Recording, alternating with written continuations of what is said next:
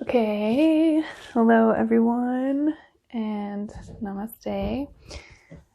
Thank you for joining my manifesting online studio. I'm so excited to get this up and running. This is something that I've been thinking about doing for a long time, so it's kind of cool to have it coming into fruition and to have all of you guys be a part of that. So this is going to be our first theory class. And I figured what better subject to talk about than just the foundation of Hatha yoga, which is the style of yoga that I teach, traditional Indian Hatha. So basically, I'm just going to go over what that means. While I was in Thailand, I got to do a lot of work with my teacher, and I was even helping him work on writing a book. So I wrote a bit about, or I rewrote, I guess, a bit about the history of yoga and the history of Hatha. So I'm actually just going to read that to you guys, if that's okay. Okay. The Sanskrit word for yoga is yuj, Y-U-J. Yuj is to join or to unite. This union has many different translations. By practicing yoga, we're able to unite and join all three parts of our whole, the body, the mind, and the spirit, to become one. But it's also popularly defined as the union with the divine. In many traditions, yoga's purpose is to reunite the individual self, the jiva, with the absolute or pure consciousness, the Brahman. It's the fastest way to elevating our consciousness. The definition of yoga is yoga chitta vritti nirodha, which means to stop the mind's activities by yoga. This was written by Patanjali, and he basically is saying that we don't know how to use our mind's power. Our mind has so much power. Like, you guys know, we are magical. We can think things and they can happen, but we need to be able to control this power and to not let our ego come into play. And so Patanjali says we do not know how to use our mind power, and that's why we need yoga. Yoga Chitta Vritti Nirodha. When we talk about where yoga originated, it's pretty not controversial, but it's hard to define the exact date. But the Vedas, which were written in 10,000 BC, some of the oldest scriptures in the world, have references to yoga. And this is even credited by NASA. So we know that it is at least that old, 12,000 years old. What? That's crazy. And that's why when I'm teaching, I really, really focus on using the traditional Sanskrit, because it's 10,000 or 12,000 years old. So just think about all of the power that those words hold, all of the power that those asanas, the name of the asanas, being paired with the movement of the asanas hold. They've been done for 12,000 years, and I just want to keep that vibration going. So that is a big part of why, for instance, I use Parvatasana rather than downward facing dog, because that's the traditional Sanskrit word. That is the proper asana, the proper name for that asana. So I think it's really important to keep that history and that accurate description. Besides being mentioned in the Vedas, which were written in 10,000 BC, as I previously mentioned, the origin of yoga is from Lord Shiva. So this is probably a character that you've heard or have seen in yoga philosophy texts, or maybe just like photos or tapestries in yoga studios. And that's because Lord Shiva is the founder of yoga. His first student was his wife, Parvati, and she learned as much as she could from him, but she didn't want to be a teacher herself. And so Lord Shiva went out searching for other students that he could pass that knowledge on and then pass his lineage of teaching yoga on. So interestingly enough, his first student besides his wife Parvati was Sri Nandi. And Sri Nandi is actually a bull. So that is why there is a temple in Mysore, where I actually lived in India for those 3 months when I was working over there, called the Sri Nandi Temple. And it's a temple that worships his bull, his pet. And he was one of the greatest yoga students, one of Shiva's greatest yoga students, but he obviously couldn't speak, so he couldn't translate and teach. So then he went out searching and continued to find other students. The next one was called Dattatreya, and he was kind of the origin of the Nath family.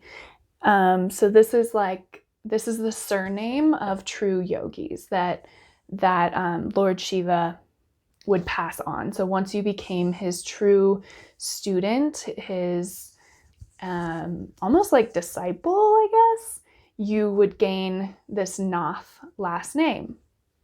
So one of the most famous students of his is Matsenyendranath. So this is interesting because he actually has an asana named after him, which is Matsyendrasana. So that is the fish pose, the Lord of Fish pose, which we do all the time in practice. So that's pretty cool. Okay, so why fish pose is named after Matsenyendranath is because he was born from fish eggs. So a fish ate a yogi's sperm and basically gave birth to Matsyendra. So he is a half fish, half man yogi, which is like one of my favorites because he's like a mermaid or a merman. So there's just a little interesting tidbit for you guys. I realized that this first class has a lot of information and I'm giving you guys a lot all at once, but I'm just really excited to share it, and I hope that you guys are as excited to learn it or to hear it or whatever else. But we'll talk about that after the class. But yeah, so Hatha yoga is made up of two words, ha and ta. So ha is the sun. That is our masculine energy, which is our right side. So that is called the Pingala Nadi. So Nadi is means channel in Sanskrit, but typically it refers to your nostril. So we have a Pingala Nadi and an Ida Nadi. So right is Pingala, which is Ha. So again, that is the sun energy, our masculine energy. That's the physical and the heat. So then we also have Ta, and Ta is our left nostril, our left nadi, and that's Ida. That is our moon energy. That is our feminine energy. That is our emotional and our cooling. So just a little interesting fact about your Ida and your Pingala, because they are associated with cooling and heating, so fire and water. You can actually use them to help mediate and moderate your body temperature. So if you're feeling like very, very hot, overheated, you can focus your breath on your left nostril, on your Ida, and it will cool your body down. And if you're cold, you can focus your breath on your right nostril, and it will heat you up. But that's something that we will talk about in another theory class when we go over pranayama. So anyways, the goal of Hatha yoga is to actually bring your Ha and your Ta into one. So to bring your Ida and your Pingala into one. So it becomes this swirling vortex of your left and your right, and it comes up into balance, which is called Sushumna. And that is your middle nostril. Okay. So as I stated before about Sushumna and the middle nadi, and that being the goal of yoga. So basically that should translate to the goal of yoga is balance, is finding a balance of the left and the right, the Ha and the Ta, the female and the male, the masculine and the feminine, divine. But ultimately, the ultimate goal of yoga is in finding this balance, which leads you to this ultimate goal, is not to be able to stand on your hands and do a handstand, or to be able to fold your body like a contortionist. But the goal of yoga is actually sit here, Sukham Asanam. Sit here, Sukham Asanam. That means to sit in a comfortable position for a long period of time. So essentially the goal of yoga is to be able to meditate.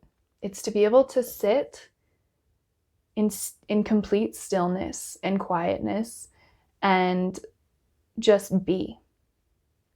And that is why it's really important for us to follow the sequence of yoga. So that is to do your warm-up, and then to do your asana practice, then to do shavasana, pranayama, and then lead your way into meditation.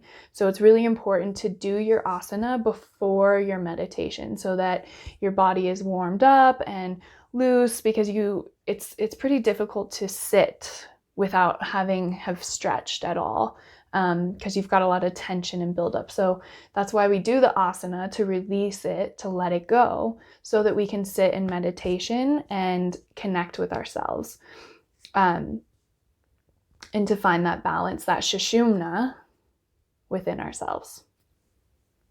And in sitting in that stillness, Satir Sukham Asanam, and going into that deep state of meditation is where you'll reach your last limb of the 8 limbs of yoga, which again we'll talk about later, and that is samadhi, which is enlightenment. So that's when all of your chakras come into alignment, and your 8th chakra, actually your bindu, opens, and you ascend and reach moksha.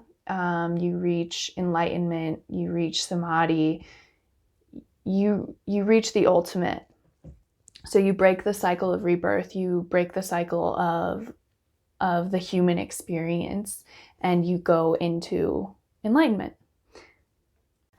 Okay, so moving on. Another benefit of Hatha yoga, besides the physical, getting strong in your body, and the ability to meditate, it is believed that practicing Hatha yoga can bring about some supernatural powers.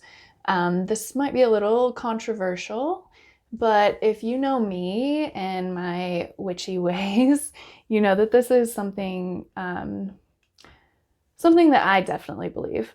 And so in some historical texts, and philosophical texts on yoga, it talks about the these supernatural powers that can come about, which are clairvoyance and clairaudience. That is essentially a heightened awareness and a heightened intuition. So an ability to see the future, quote unquote, or to create the future, to hear the future. But I think that, I don't know, I think that's also kind of arguable because time is a made up construct. So the past, the present, and the future are actually just one. So I think that yoga is just kind of eliminating that construct and eliminating this linear timeline and making it so that everything is just one. So that you're experiencing everything at the same time, and that is just the present. But I don't know, maybe that's just me. Okay, so I hope you guys have learned something new and feel some confidence in terms of knowing what Hatha means and what Hatha yoga is. Thank you for joining me for my first theory class. Please let me know what you think, and we're gonna have an open discussion after this class is posted on the Manifesting Yoga Studio page. So I look forward to hearing your guys' questions and to answering your questions as best as I can, and to just hearing what you guys have to say about all this. So again, thank you so much for joining me. Love and light to you all, and namaste.